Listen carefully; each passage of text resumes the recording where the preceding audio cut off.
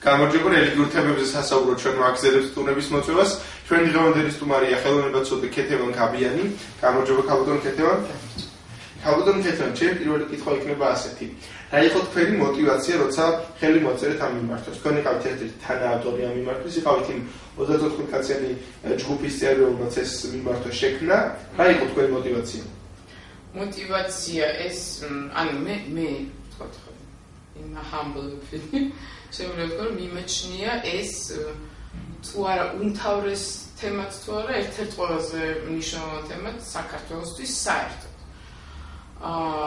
განსაკუთრებით ამ დროს და განსაკუთრებით ამ პრესში, როდესაც ესეთი მართლამძიმე მდგომარეობა, ანუ იმის დავიწყება დღეს ჩვენ რა გარემო გვაქვს გარშემო და იმის დავიწყება რომ შიგნით რა ხდება, ალბათ ძალიან ძნელი იქნება, თუნდაც ბოლო გამოსვლები თუ გავეხსენებთ რა ხდებოდა რუსთაველის გამზირზე, რომლის დროსაც სხვათა შორის ძალიან ბევრი ჩამოსული აკადემიი ევროპაში, ამერიკაში მაცხოვრებელი ჩვენი მოქალაქეები და ქართველები, რომლებსაც დიდი წარმატება აქვთ იქ, დიდი წარმატების საფრთხე და ჩამოსულები აქვს ზუსტად იმისთვის, რომ აქ ბევრი პროექტი ქონდათ, ჩამოტანილი იდეები ქონდათ, უნდათ ბევრი რაღაცის გაკეთება, დიდხანს რო უყურეს ამ ყველაფერს ასეთი ფორმით, ცენტრალურ პროსპექტზე და ასე შემდეგ. მინდა გითხრათ, რომ დაიყურეს ხუთი და წარდგნენ უკან. ახლა ისინი ალბათ კიდე დაბრუნდებიან და იმ პროექტებს თქვა კიდე ჩამოიტანენ, მაგრამ მე მგონია, რომ იმისთვის, რომ თქვა საქართველოს რაღაცა საშველი დაადგეს, ძალიან მნიშვნელოვანია. ანუ ხარ ამ მოვლენებში რაც მოხდა საპატრიარქოს სადანაშაულებ? ისიც რომ საპატრიარქოს ხარდაჭერა რო ქონდა ამას ყველაფერს, მე მგონი მარტო მე კი არ ვადანაშაულებ, ისე და ყველა. ანუ ოპოზიციას ხარს უჭერდა საპატრიარქო და პირადად. მე არ მახსოვს რომ ამას აკეთებდნენ ძალიან ხმამაღლა. მაგრამ ყოველ შემთხვევაში თვითონ ის ფაქტი რომ პატრიარქი ხა ერთ-ერთი მნიშვნელოვანი ადამიანად ითვლება ამ ქვეყანაში, ხო? აი ამ გამოსვლების დროს მე არ მახსოვს, ყოველ შემთხვევაში შეიძლება გამომჩა, რომ გამოსულიყო და მოეწოდებინა, თქვა თავისი მრევლი ქვია თუ რა ქვია, მოეწოდებინა ხალხისთვის, რომ ესეთი მსგავსობა ქალაქის ცენტრში არ უნდა ხდებოდა. ეს პოლიტიკაში ჩარის ერთ-ერთი ფაქტი იქნებოდა. ისიც არის პოლიტიკაში ესენი ისე ცხოველებიან და არა იშვიათად. პოლიტიკაში პატრიარქი ჩაება, როდესაც შეაშალა სისხლის პროტესტის. სისხლის რომელ სისხლის პროტესტზე ელაპარაკე. როდესაც 26 მაისს ორი დაპირისპირებული ბანაკი არსებობდა უკვე და ეს ფაქტიურად უკვე ახალი სამოქალაქო ომის ხვალზე ვიყავთ. საზოგადოება საუბრობს ასე. ეს ძალიან პატრიარქთან შეაჩერებდნენ პატრიარქთან იმის ისიც არის პატრიარქი მე მაინც მგონია რომ ჭვიანი კაცია. ხა პატრიარქს მაშინ რამაც დაბრო როგორც იტყვიან მიეცა იმაზე რომ წადით და ესე იგი სისხლის ყველა დაიწყეთ თქვენ წარმოიდგინეთ. მაგრამ ალბათ კარგად ის ყოველ შემთხვევაში მე არ მგონია რომ ამდენი წელს განმავლობაში ადამიანი რომელიც ამ ხელა უწყებას ხელმძღვანელს და მიწვევს რელიგიურ უწყებას მას არ ქონდეს ძალიან დიდი და სერიოზული სკოლა გავლილი თავის დროზე იქ სადაც გადიოდნენ სერიოზული ხელმძღვანელები ამ სკოლაში კგბ-ში მაგალითად ანუ სკოლა რაღაცა ამადებს რა თქმა უნდა გავლილი აქვს მენეჯმენტი კარგად აქვს ნასწავლი დარწმუნებული ვარ ამაში და ჩვენურად აიყენებს ამ სწავლას თავის სისტემაში ხო ანუ ეს არის ერთ-ერთი ჩვეულებრივი სისტემა, არანაირი ზებუნებრივი რაღაცა აგენტები არ დაფრინავენ და ზრდების ბაკური ასად არის. ჩვეულებრივი ადამიანების სისტემა, რომლებიც ამ ჩვეულებრივ სისტემას ამუშავებენ თავის სასარგებლოდ. ახლა რაღაცას აკეთებენ სხვისთვის, რაღაცას არ აკეთებენ სხვისთვის, ეს ცალკე თემაა და რას აკეთებენ კიდე ცალკე თემაა. ანუ ეს ისეთი საკითხია, მაგრამ ამას ყველაფერს ის იმდენად საკრალური და იმდენად ვთქვათ, როგორ გითხრათ, ხელშეუხებელი ფორმა აქვს მიცემული, რომ თავისთავად თვითონ ის ფაქტი, რომ რა იყო ბოლო რა ერთი მარტივი რაღაცა ჭირდებოდა, მე даже მაშინ წერტი ყველგან რა. ძალიან მარტივი რაღაცა ჭირდებოდა, თქვა ჩვენი მხრიდან გაიგზავნა კითხვები. მაშინ საპატრიარქოს ჰქონდა ისეთი საშუალება, როგორც არ ქონია არასოდეს. აი წესიერად რომ მოქცეულიყო და პატიოსად, კაცურად რა. გამოდი და თქვი, არა, ნუ მარტივი რაღაცა რა თუნ გამოდი და თქვი რომ ხო რა მოხდა, ხა ისეთი დრო იყო, ყველა კგბ-ში იყო, მეც სხვანაირად ვერ გავხდებოდი თქვენი პატრიარქი რომ არ შევსვით. გამოდი და თქვი რა მოხდა, ხო?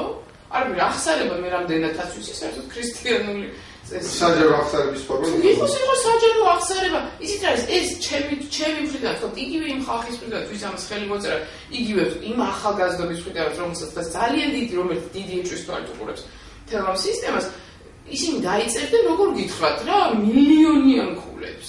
მართლა. იმიტომ რომ პატიოსანის საქციელის, შემცვლელი საქციელი საერთოდ არ არსებობს. ერთადერთი მისაღების აქციები პოლიტიკაშიც, ეკონომიკაშიც, ყველგან. ეს არის წესიერი ადამიანის აქციები. დადასტურებული სწორედ მარტივი იმებით, სტატისტიკით და ასე შემდეგ ყველაზე წარმატებული არამხოლოდ პოლიტიკაში, არამედ ბიზნესშიც არის ადამიანები, რომლებიც სიტყვასაც ენდობენ. სიტყვას ენდობენ ისეთი ადამიანებიც, რომლებიც როგორ ვთქვა, სიმამაცე ყოფნით, რომ რაღაცა შეცდომა, რა მოხდა, დაუშვი შეცდომა, ხო, ვისა შეუცდომელი ადამიანი არის. აღიარე რა. და თქვი, რომ იცით შვილებო, თუ რაღაც რა ქვია იმას, როგორ მიმართავ. მიყვარხართ, მაგრამ შემეშალა, იმიტომ შემეშალა, რომ თქვენთვის მინდა და როდესაც ეს აღიარო რომელიც პატრიარქმა ის გადადგა. ხო არ იყო ეს ერთგვარი შიში ამის მიმართ. ეს არ არის ეს მატრიცები, ვთქვათ, საქციელის, რომ მაინდა აღიარე უნდა გადავდგე, ან რაღაც ანჯერში რომ გადადგე რა მოხდა, ხო, დიდი ამბავი, მაგრამ ნუ კაი ბატონო, არ გინდა რომ გადადგე, აღიარე და თქვი რომ მიტევეთ და მე დარწმუნებული ვარ, რომ საქართველოს მოსახლეობის 99% მიუტევებდა კი არა, რა ვიცი მე, რა გითხრათ. კარგი, როგორ ფიქრობთ ამ კითხვებით, ამ კითხვების გახსნამ და საერთოდ აი ბოლო დროს აგრებული კამპანიით?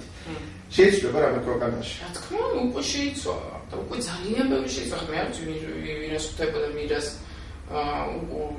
აქცევს ყურადღებას, მე ძალიან ბევრი უკვე შესწავლილი. იმდენად ბევრი მე აბელოდი ასეთ. მოკლე დროის მონაკვეთში ესეცვლება. თუნდაც ის ფაქტი, რომ ამ თემაზე საერთოდ ლაპარაკი დაიწყო. ეს ხო იყო თემა, რომელსაც ნუ არ შეიძლება ვინმე რომ შეხებოდა.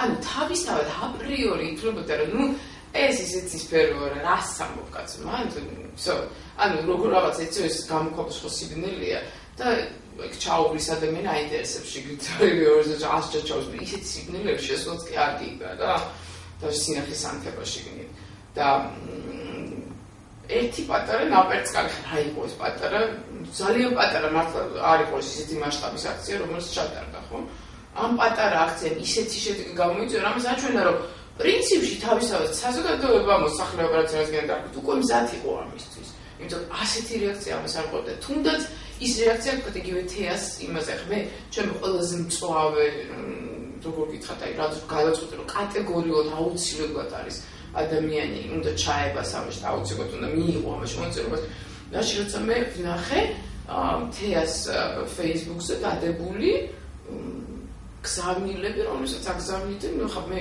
არ დაუძახებ ამ ხალხს არც ეს ნიშნა არც მართლმადიდებლს არც რელიგიურს არც მორწმუნეს ნუ ენა არ მომიგვიმდებოდა მე ისეთი რაღაცები წავიკითხე რომ მართლა შემეშინა მე შვილები მყავს რომლებიც ჯერჯერობით ყოველ შემთხვევაში აქ ცხოვრობენ მე მინდა რომ იმათ ისეთი ქვეყანა გქონდეთ რომელშიც იმათი ცხოვრება მოუნდებათ ხო და თქვენ წარმოიდგინეთ როდესაც თან ერთი და ორი პასუხი კი არ იყო ეს იყო როგორ გითხრათ ლავინა და ნუ არ ვიცი ესეთი სამარცხვინო და ესეთი საშინელი მოსახლეობა წამოგითხოთ. კარგი, როგორ აფასებთ რელიგიურ მდგომარეობას თქვენს გარშემო ქვეყანაში? ჩემს გარშემო და ქვეყანაში სხვადასხვა.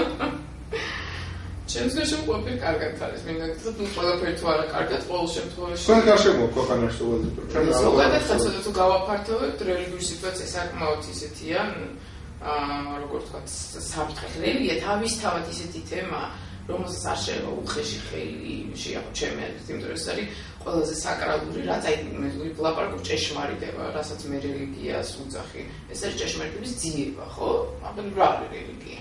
მარტო ის რომ მე რახან სადღაც მომნახავ ვიღაცა მაშინ რომ პატარა აზზე არ აშვებოდა წყალში ჩამოგდეს და მომიყვანეს ეს არ ცვლის არაფერს. ხო ჩემ ცხოვრებაში ან რელიგიურ იმაზე ცნობიერების განვითარებაზე თუ ალაპარაკი ეს მონათვლით ადამიანს არ შეიძლება მექანიკური რაღაცა ფორმით ცნობიერება გაუჩნდეს.